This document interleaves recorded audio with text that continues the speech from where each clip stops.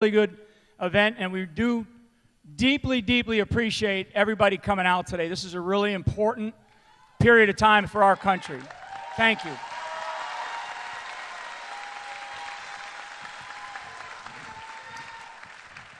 Okay, I know that there's a whole bunch of groups here. One I do want to recognize are the military spouses that are here today. If you could just sound off. Yeah, exactly. Thank you so much for your service, your sacrifice, and all that you do. Thank you so much. Okay, so the format here, just briefly, I'm going to just give just kind of an opening on on what's going on around the world today, and then get right into a series of questions, and we'll talk again about kind of the situation in the world and what is happening around the world, and then how that affects our national security, and certainly how that affects our military and our military readiness, etc. I think everybody knows that the world is in one of the most complex states that it has ever been in. When we think about what's going on in China and the South China Sea, we've got North Korea, and North Korea moving towards a nuclear program. We have Russia pushing on the frontier of East Europe. We have the Middle East, North Africa, Central Asia is just an utter disaster, actually. I can't describe it any other way than it's just a complete mess. And we are facing probably one of the most complex times that our nation has ever faced. So one of the things that I want to do is I want to talk first about our veterans. And I want to jump right in before we get into some of the situation with ISIS and China and all these other things. I want to talk and ask the next president of the United States here, Donald Trump, who is just exactly.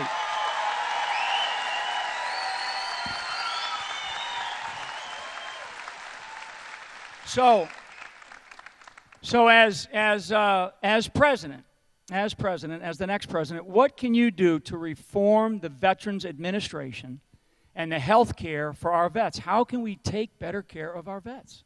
Well, General, thank you very much for being here, Mike. We really appreciate it. And we really appreciate all of those generals and admirals that today endorsed me. We have almost 90, yep. These are the fighters. It's unbelievable. Almost 90. And these are our fighters. These are our fighting generals. And there are actually a lot more to come, but I really appreciate everything from you and all of them. We have great respect for those people. These are great, great people. So if you look at the veteran situation, I have been so involved over the last year and a half and before that in seeing what's going on with the VA, and it is a disaster. And I've become so friendly and help the veterans in so many different ways, but it's such a big problem, and we have no clue. Hillary Clinton said everything's working just fine. She doesn't know that people are standing on line for 7 days to see a doctor and dying, Mike. They're dying online. And we came out with a plan, a 10-point plan, and it's on the website, and you'll see it if you want. I'm sure most of you have already seen it, but it's been really praised by the veterans and the veterans groups. And the fact is the VA is the Veterans Administration and waiting and all of the problems. And you do have some good doctors in there, but people can't get to see the doctors because the administration, the bureaucratic workings of the Veterans Administration are a total disaster. And what I've done and what I've looked at, and you know all about the rate of suicide and all of the problems, and numbers that honestly are not even believable when you hear 22 people a day. 22 people a day. These are numbers that you wouldn't even think are believable, and a lot of it is because of the fact that they can't get better. They have no service whatsoever, and it's been really, really badly handled. One of the things that I've done is we allow, when that wait is so long and so horrible, and sometimes, by the way, a simple procedure or a simple prescription, just a very simple thing can make a person's life wonderful health-wise, and they can't see the doctor. They can't get to see the doctor. And we have a plan where if you have a wait, you're going to leave, you're going to go across the street or down the road or a few miles away. You're going to see a doctor, a really good doctor. You're going to get taken care of 100%. Or you're going to go to a local hospital, whether it's public or private. You're going to get taken care of, and your government is going to pay your bill, and you're going to be all set. It's going to be very good, very simple. It's a promise. That's great. Should have been done a long time ago. Yeah. And along that line specifically, because you've talked about this with female veterans, and I think this is just as very, very important because of the size of the scale of the number of females that we now have in our military serving as volunteers. Talk a little bit about what you have described as how you would take care of them. The female veterans have been like the forgotten people. And I think it started because it was, obviously a while ago there were far fewer. And they haven't increased that capacity. And now you have tremendous numbers of female vets. And we are going to do procedures that they've never done. And we are going to help the female veteran. They have not been helped. They've really been left behind, even more so than our male veterans. They've been left behind. And it's just not going to happen. We're going to straighten it out. We're going to give them also the right. If things are not being done right, they're going to have the right to go to a local doctor or physician or a local hospital. And again, whether it's public or private, whichever one is most convenient and whichever one is better, frankly.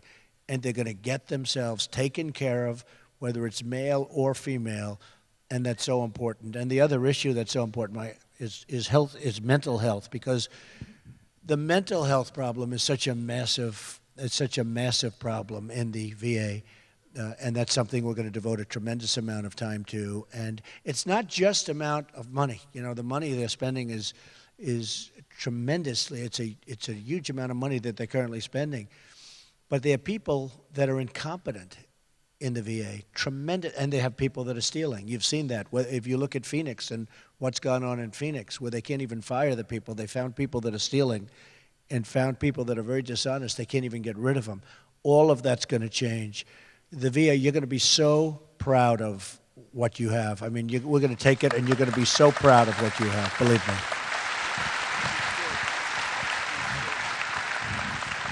Yeah, and just to highlight, one of the things that you have talked about is accountability of the people that are serving our veterans in the Veterans Administration and the Veterans Administration system, the whole system. And I think for all of us, accountability is probably something, not just in the Veterans Administration, but in government as a whole. Okay, so we're going to switch topics a little bit, and we're going to talk about some of the refugee policies now that we see bubbling underneath us here, coming into this country, some of the challenges that we face. What do you think of Hillary Clinton's current refugee policies, and how do they differ from your own? Look, she's a disaster in so many different ways, folks. Disaster.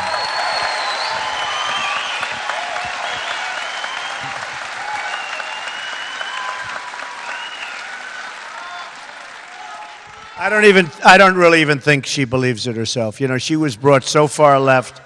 She was brought so far left by Bernie and the group, and I think we're going to get a lot of the Bernie people because of trade, if you want to know the truth. A lot of the Bernie people are coming with us because the one thing he was right about is the fact that our country is being ripped off like never before on these trade deals that are disasters. NAFTA has been a disaster for the United States. It's destroyed our country, and that's one thing he got right, and a lot of people liked him because of trade more so than anything else. But when it comes to immigration, first of all, she thinks that everything is more or less fine. She wants to allow 650% increase over and above what Obama is allowing to come in from Syria and the Middle East, 650%. And he's already allowing thousands and thousands of people in. And we don't know where they're coming from. You people know, because we're military people. We don't know where they're coming from. You see the damage that one person can do. You just have to look anywhere. You see the damage that whether it's Orlando or whether it's two people that just got married or they're married and they're, from San Bernardino. You see San Bernardino, they're getting thrown a party, a shower party or a baby party, and then a short while later they go and they kill 14 people in the group. Look, we got problems, folks. We have to figure it out. And if we don't figure it out, we have to be careful and vigilant and strong.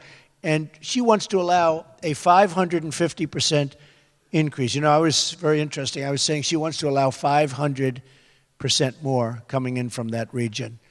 And the press said I was wrong. I said, oh, what's the real number? 550. So that time, it was true. They said I was wrong. You were close. They said the number was... You lowballed it. As long as they can prove you wrong, they're happy. But 550% increase of people coming from Syria and that part of the world, and we can't do it. I want to build safe havens, and we'll have other people build them, by the way. We'll have other people fund them. We'll lead the charge, but Barack Obama has has doubled during his fairly short period of years. He's doubled our national debt, doubled it. It's going to be close to $20 trillion when he leaves, $20 trillion. So we have to get rid of at least a good portion of that. So we're going to have other people. We're going to have the Gulf states pay for this because we're going to build safe havens. I mean, look, we all have big hearts. We just can't allow these people into our country until we find out what's going on. We can't do it. We can't do it. Very good. And I think that also, as you have said, that they also impact our healthcare system. They impact all the other costs. So it's very, very important. By the way, you have illegal immigrants. I hate to say this in this room because you have a lot of vets in the room, but you have illegal immigrants that she wants and he wants treated better than veterans. You have these people are treated better than people that are in this room. You know it. Yeah. They are treated better than veterans. And let me tell you, folks, they got their priorities mixed up. That's going to change so fast, okay? It's going to change. Yeah. Good. General, we have a couple of people, by the way, Mayor Rudy Giuliani of New York, who, what a great mayor. Stand up. Stand up, Rudy.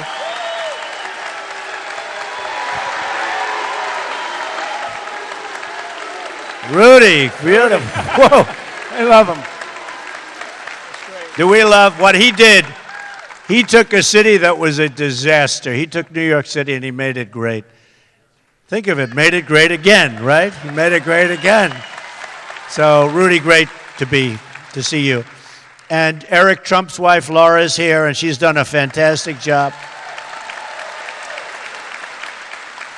Laura's been working very hard, in particular in North Carolina, but helping also with Virginia. We have some people in Virginia, Mike Rubino and the group. They've been amazing, and hopefully we can get everybody registered because we have to win. Virginia is a very important state. We have to win Virginia.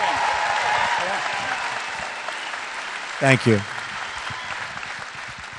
Okay, so speaking of disasters, the Iran nuclear deal.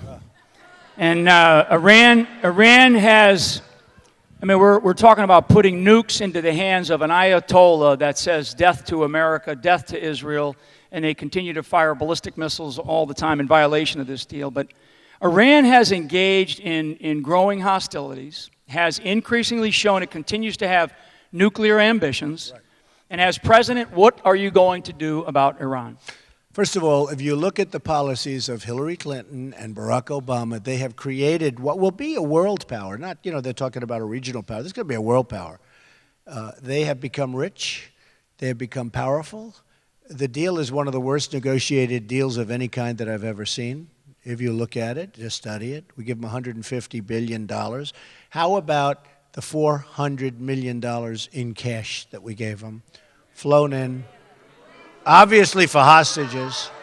That was the big lie also, just like Obamacare was a big lie. This was a big lie. And think of it, $400 million in cash. And they kept the hostages. Remember, it had nothing to do with the hostages, but the hostages weren't allowed to leave the airport until such time. And then they came. Who ever heard of $400 million in cash? Different denominations, different countries. They want all different money from different countries. Who even has the power to authorize something like this? So what we've done is created a monster. We've created in 3 years, 4 years. If you take a look at Iran from 4 or 5 years ago, they were dying. They had the sanctions, they were being choked to death, and they were absolutely dying. They weren't even going to be much of a threat. They didn't have anything going, and now they're a power. We've made them a power. Overnight, we've made them a power. Number one, they're highly threatening to the state of Israel. They are so bad for Israel. Obama has been so bad for Israel, but they are a great threat, and they're a threat to us. And they're going to have nuclear weapons, and this path, in my opinion, is going to be a quicker path to nuclear weapons. The deal is grossly incompetent. And then I don't know if you saw the other day, we have the little boats going out, and they're making all sorts of horrible gestures. They learned the gestures, I guess. They studied the United States, and they gave those kind of gestures to our sailors and our captain on the boats. And, oh, boy, I'll bet those guys wanted to blow them out of the water. I'll bet you. I'll bet you they wanted to blow them out. And so you see these 4 little boats circling, going around, taunting. It's like they've been emboldened. Here we are, we made a deal that's such a great deal for them, and they now feel power. They feel power. Remember the sailors, the 10 sailors who were a little bit off? They were in the water. So instead of saying, hey, you're on our water, please, go over there. They humiliated our country. They humiliated those 10 people. And the only reason we got them back, of course, you would have gotten them back very fast if I was president, that I can tell you. But the only reason we got them back was the payment the following day was due. A lot of the money the following day was due. And stupid they're not. And they wanted to get that. But just think of what's gone on. Here we are, we made this deal, we made them a power. And we also happen to have given them Iraq, because Iraq, I always say Iraq and Iran were very similar militarily, and they'd fight, and then they'd rest. They'd fight, and then Saddam Hussein would do the gas, and somebody else would do something else, and they'd rest. We knocked out the one. And a lot of people don't realize that Iraq has some of the greatest oil reserves anywhere in the world. And so Iran is going to get whatever ISIS doesn't already have, and probably take that too, by the way. What we've done to create a major power through really stupid leaders, stupidity, is just shocking. It's one of the dumbest deals I've ever seen. John Kerry's a terrible negotiator, but But don't forget, this was a deal that crooked Hillary Clinton wanted. She wanted this deal. This was a very important deal. And she wanted that deal.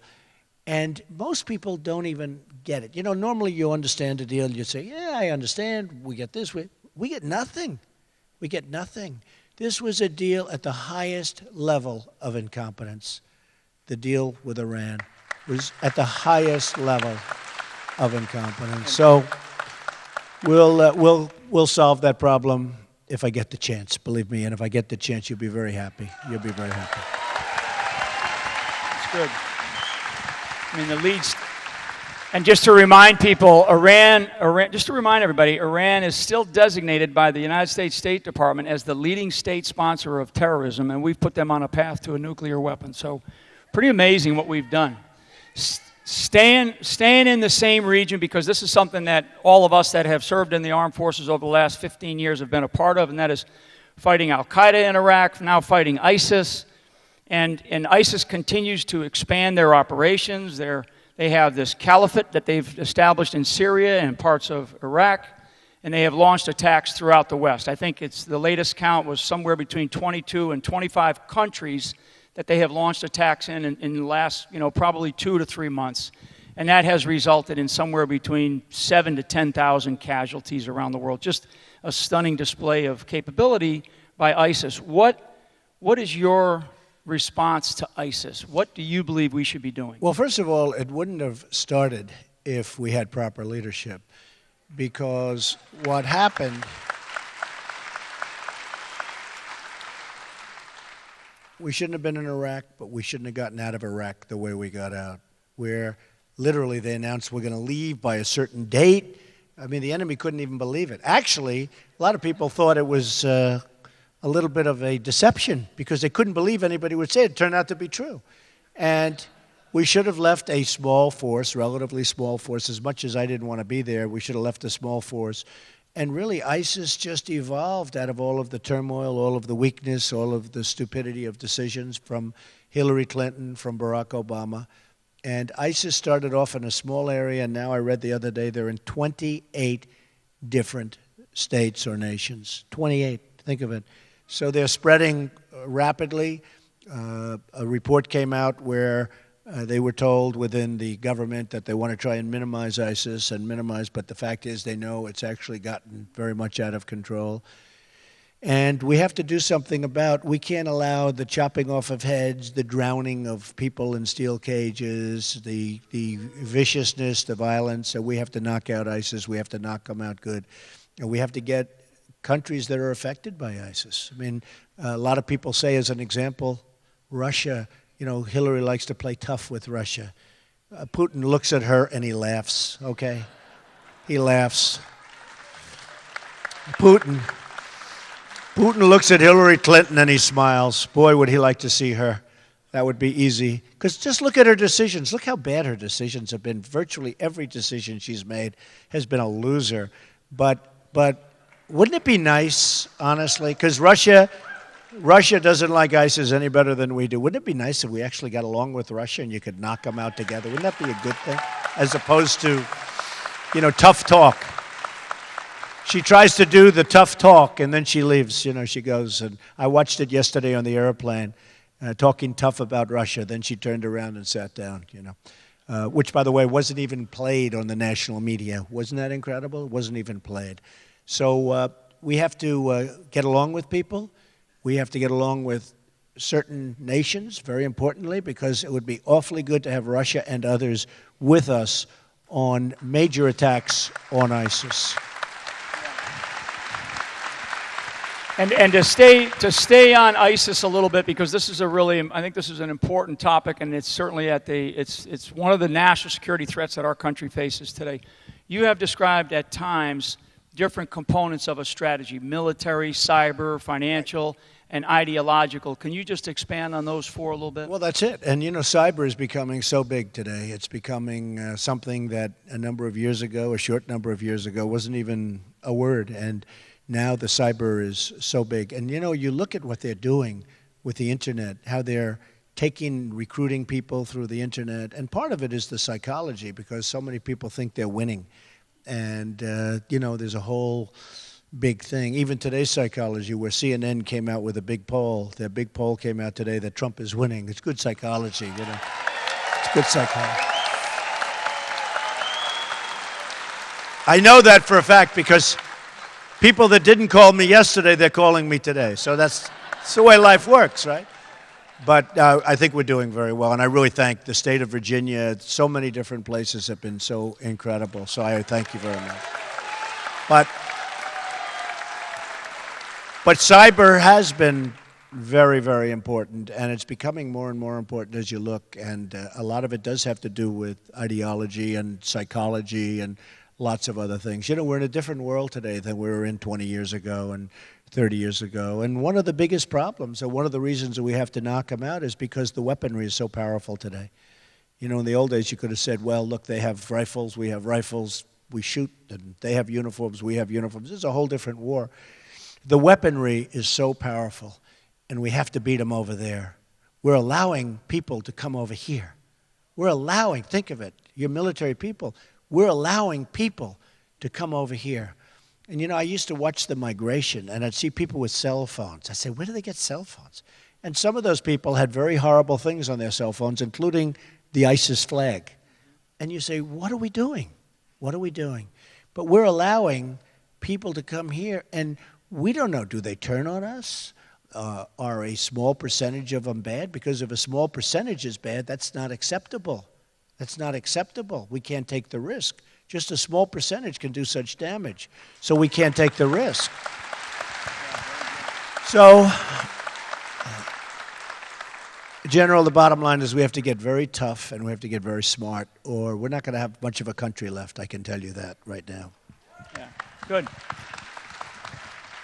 So, and staying in the same region of the world, because there's so much going on, and it is just unraveling in front of our eyes.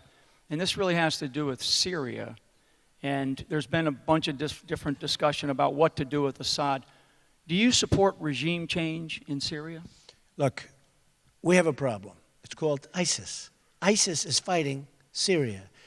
Now we've built up Iran to be a big power. Iran is on the side of Assad, Syria. Russia is on the side of Assad, Syria. So we built these people up. We created this strong power in Iran, which, seriously, folks, you know better than anybody. 4 years ago, they were dying. They were gasping for air. And all we had to do is let them sit for a little longer. In fact, double up your sanctions. You could have really negotiated a deal. How Kerry never left that deal was incredible. Everybody knew it was bad. They're dancing on the streets all over Iran. And literally, they're all celebrating, shouting, death to America, the dumb Americans. What they're saying is incredible. They're saying death to Israel. This is in the middle of the negotiation. If I had a negotiation like that, I'd say, let's check this negotiation. Something's not going very well.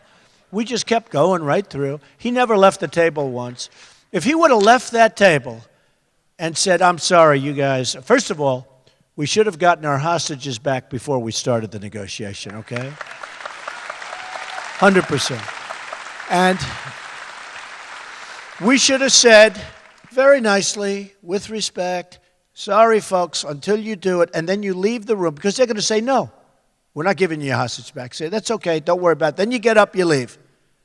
You get back to your plane, you double up the sanctions. They will call you before you arrive back in Washington or wherever you're going, turn the plane around in midair, your hostages are coming back, okay? Not $400 million in cash that we have to give. Believe me. And it's 100%. It's 100. It's not like 99%. It's 100%. You leave. You say very nicely. I always tell the story of my father, who was a very good negotiator. He taught me so much, and he'd say, "Are you listening to this, Ivanka?" But he'd say, "Son," he thought I was too tough with things, right?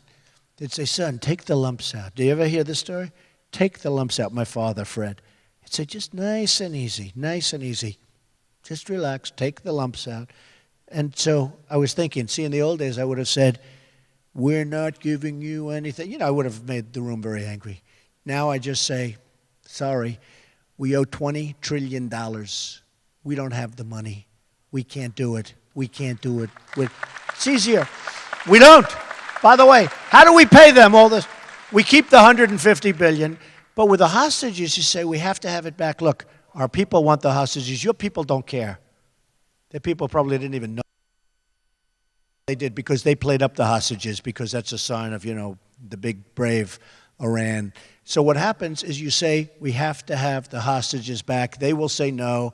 You leave the room and you double up the sanctions. Within 48 hours, you'll have your hostages back, believe me. But they didn't do that. Kerry never walked. The only time he walked is when he entered a bicycle race. Can you believe this guy? 73 years old. It's real. He fell off his bicycle and he broke his leg and he was out of the negotiation for 3 or 4 weeks. And they probably did better in the negotiation when he wasn't there.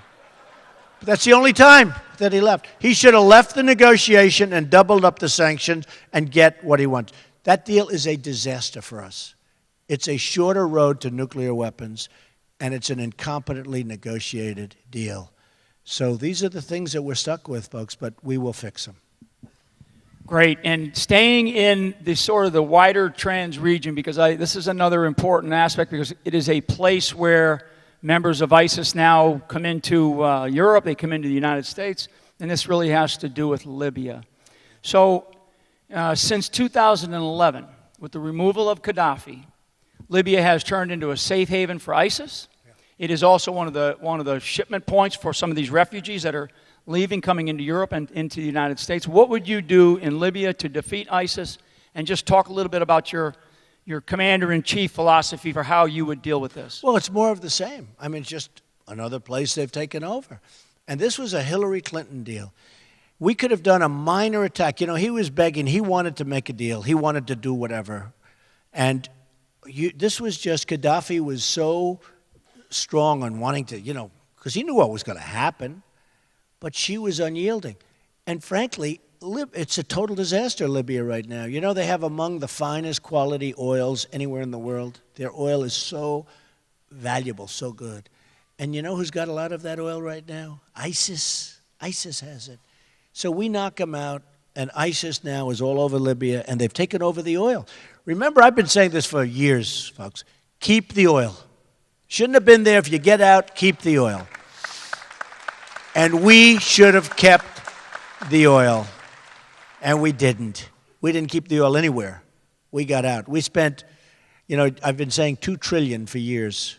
I know one thing. It's now, I'm hearing $4 trillion. I mean, you look at what we've spent, $4 to $5 trillion in the Middle East, and think of it. What do we have? Less than what we had 15 years ago. It's a disaster. It's a total disaster, on top of which you have the migration, which is destroying Europe. Look at Merkel. I mean, what happened to her the other day in the election is incredible. And I knew that was going to happen. I mean, how could, she's supposed to be popular? Germany is a disaster now. France is a disaster. I have friends, they love, the City of Lights, right? I said to one of my friends the other day, so how is Paris this summer? He always goes to, he said, I don't go there anymore. He said, it's not the same place. It's a totally, that's not Paris anymore. We're destroying our planet. We're destroying what's going on. We're destroying ourselves. And you look at the election results from Merkel, they were so bad. And people were saying, oh, I think she'll be okay. I don't think she'll be okay. I was saying 2 weeks ago, I said, why would she be okay? Millions of people go into Germany. The crime is unbelievable. The problems they're having is unbelievable. And Hillary Clinton wants to be the Merkel of the United States. Okay? I don't think so. I don't think it's going to happen. I'll tell you what, I don't think it's going to happen.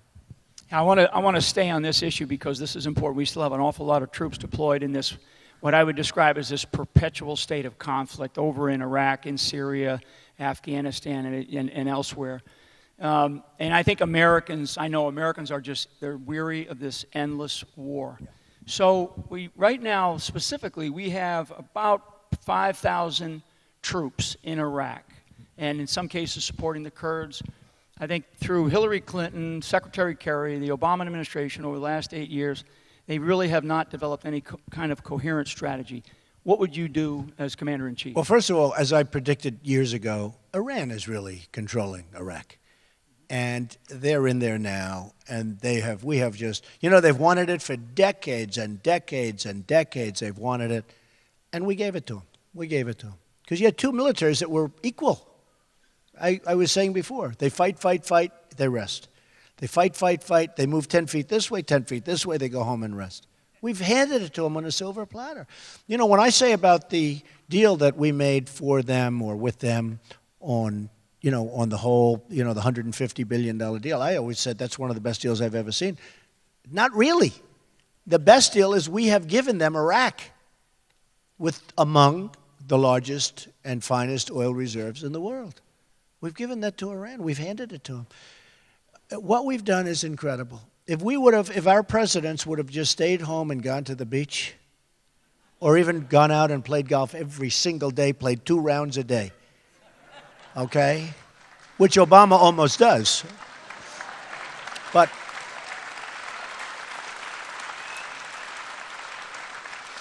I think he's played golf is wonderful. I think he's played 300 rounds of golf or something like that, more than 300. That's more golf than many members on the PGA Tour. Okay? So look, it's a very serious problem, but honestly, if they would have just done nothing, we would have been in much better shape. Forget about much better shape. It wouldn't even be close. The Middle East now is a total catastrophe between the migration and all of the problem and all of the death. And I'm talking death on both sides, folks. I'm talking death on both sides. Look at the people. They blow up a city and they say 2 people were wounded. All right? You know the real numbers, okay? The real numbers are astronomical. Astronomical. And we started this whole thing. And I'll tell you what, we are going to solve the ISIS problem, but we have to also get back and we have to solve it big league and strongly and swiftly. But we have to get back to rebuilding our country because our country is going to hell. Our infrastructure is a disaster.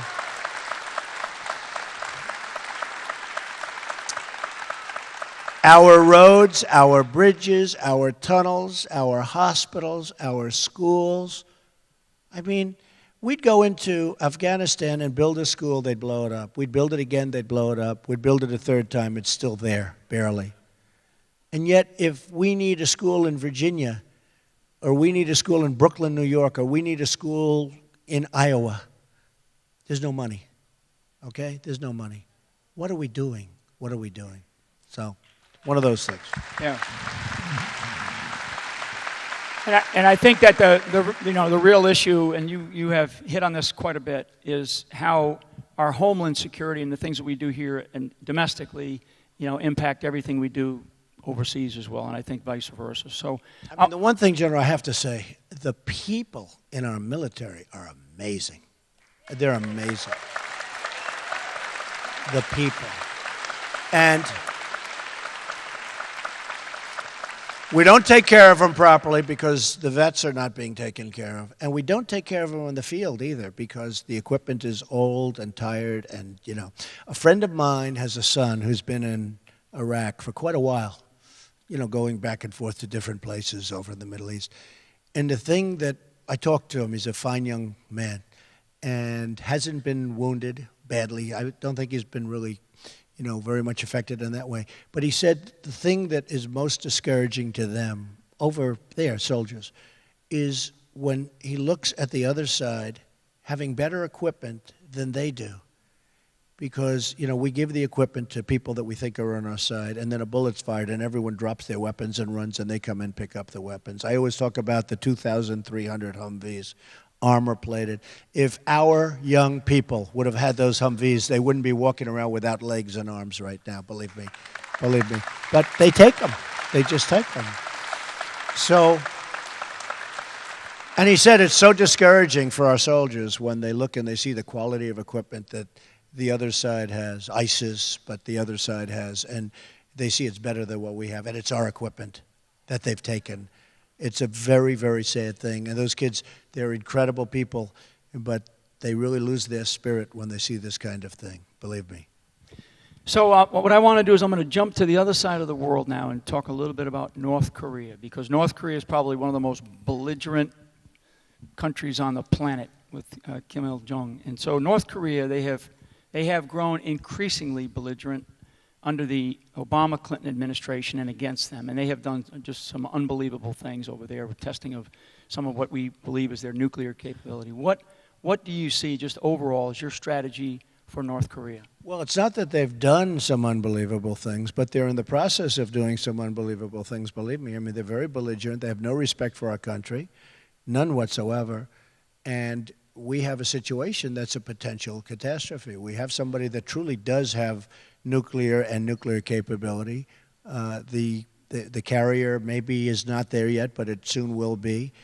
We have a man who is, he's took over 25 years old, I guess, or around then, and now it looks like he's getting more and more hostile. And what I would do very simply is say, China, this is your baby, this is your problem, you solve the problem. China can solve that problem. And remember this, that's a big problem. China has virtually total control over North Korea, but they say they don't because they want to tweak us. Look at our president. They wouldn't even give him stairs to come out of Air Force One, okay? All right? And they probably say on that, gee, we couldn't get him there, When I saw that yesterday, did everybody see that? Where he couldn't get off the plane? So he had to get off on the kind that dropped down, but that's really meant for the crew. That's so that when they fix the plane, they go up on those stairs. The whole thing is just, it's insane. It's interesting with the president, because I saw that yesterday with the stairs. He went to Saudi Arabia, and the top people didn't greet him, right? He went to Cuba, and Castro, the brother, was not there to greet him. And I said to myself, if that happened, I'd land. I'd hear he's not there to pay respect to the country, not to him, to pay respect to our country. I would say, thank you very much, fellas. That's okay. Close it up. Boom. Let's go back to Washington. I would. Let's go back to Washington.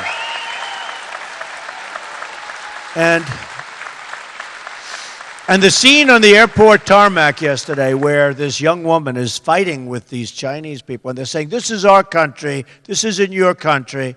Wow. And just so you understand, we are very good to China. And I have great respect for China. I make a lot of money with China. China's great. I don't hold it against them. I hold it against our leaders for allowing this to happen with the trade and the trade deficits. The trade deficits are massive. $500 billion trade deficits. No, I hold it against our leaders. I respect China. Our people should be doing that to them. But it doesn't work out that way. So, nothing against China. I have the largest bank in the world as a tenant of mine. I sell condos to people in China. I sell to everybody. But that we allow this to happen, and then we land on Air Force One. And I was saying, in the history of Air Force One, which is long and distinguished, these are the only 3 times where incidents like this have taken place. Think of it. Lands in Cuba, doesn't have high officials to greet him. Lands in Saudi Arabia, which we protect. If we didn't protect Saudi Arabia, they would be gone. okay, they would be gone. But lands in Saudi Arabia, and they don't have the high officials to greet them, the highest officials. And I said to myself, that's probably the only time in the history of Air Force One where it goes into a country, lands, and you don't have the appropriate officials to greet, right? I really believe that. And then you're talking about a long history. But then, yesterday, they won't give them stairs to get off the plane. Amazing. It's amazing. Yeah. Okay, so one more here, and I want to talk a little bit about, in this case. It is hard to believe, you have to say. Yeah, it is. It's unbelievable. It's unbelievable. So I want to talk a little bit about Hillary Clinton and the FBI. Last week, the FBI, on Friday before the 3-day weekend, they released notes from Hillary Clinton's email investigation. What do you think that these new revelations say about her qualifications to be Commander-in-Chief? It's such a long answer to that question. It could go on for days. 13 phones, iPhones, whatever they were, and just banging the heck out of them. How about the acid wash of the emails that didn't mean anything? How about the 33,000 missing emails that were acid washed? Okay, acid washed. And Rudy was telling me nobody does it because it's such an expensive process. Okay, 33,000. Now, these emails had to do with the wedding. I give that 5. The wedding. And the other thing, of course, was the yoga classes, right? Now, look, folks, this is serious. This is a very sad time, I'm telling you, for justice in this country. This is a very sad time. I've never seen anything like it. Yeah, it is. Never seen anything like it. I mean, go a step further. How about, I guess it was July 4th weekend. The interview takes place on July 4th weekend with no taping, no tape recorder, no nothing. And right on the weekend, when everyone's like away or not watching. And then the information that they wanted was released on Friday before Labor Day weekend, Friday afternoon. So everyone's away. No, this is a very, very sad situation that's going on here. This is a very sad situation. I've never seen it like this. We're like a third world country. We're like a third world country. Never seen anything like it. But on November 8th, we will cure this problem.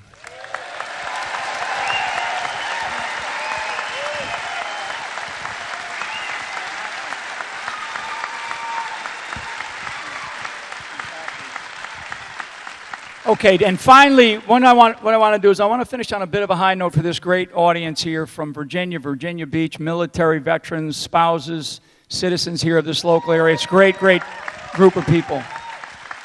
Talk a little bit about building our military. What would you do to rebuild the strength of our military? Okay, first of all, it's not like we have a choice, okay? You know, somebody said, oh, well, we don't have to spend. We're not going to have a country if we don't have. This is one of the most dangerous times that we've ever had.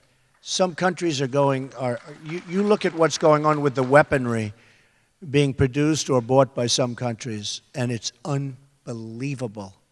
And we're not keeping up. So this isn't like, oh, gee, well, let's invest it someplace else or let's do this or that. When we build weapons, we're also employing people, remember that. So this isn't just a one-way street. We're employing a lot of people. And when we have fighter jets, I don't know if you saw the documentaries. About a month ago, there was a documentary on the fighter jets. They're so old that we can't get parts for them anymore. So they go to the plane graveyards and the museums where they have the planes in these museums. And they take parts off the planes in the museums. And then we have our young men and women flying these planes. And they were complaining. They said, you know, when I came in, our planes were new and great, and now they're retiring. They're getting ready to leave, and some of them would like to stay. But they're getting ready to leave, and they look at, you know, using old parts. Literally from plane graveyards and museums is where they get the parts. This is not the United States that we know, folks. This is not the United States that we want. This is not the United States. So we're going to rebuild our military. We're going to rebuild it with the finest technology in the world, because we have the finest technology. We have the finest technology, but we're not paying for it anymore.